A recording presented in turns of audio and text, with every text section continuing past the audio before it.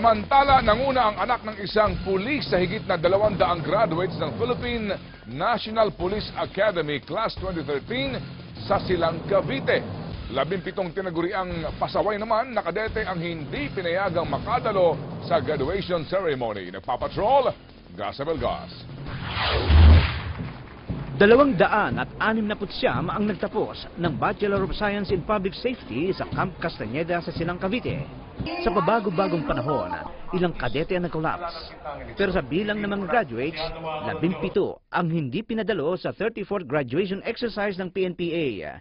Deferment ng graduation ang parusa sa mga kadeteng hindi dumalo sa change of command noong Lunes. Nagkaroon kasi ng palitan ng liderato mula sa senior class papunta naman sa junior class na siyang mamumuno naman sa class 2014. Ayon sa Philippine Public Safety College na siyang nakakasakop sa PNPA, mabigat ang pag-isnab sa nakatakdang change of command. They were saying that some of them are not feeling well. Some of them were saying that they were not informed. The PNPA Academic Board did not believe them.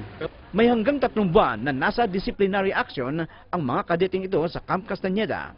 Tumanggi naman silang magbigay ng pahayag. Masaya naman ang pagtatapos ng tagapamagitan class 2013 na pinangunahan ng class valedictorian na si John Felix Pascual Jr. na anak ng isang pulis din.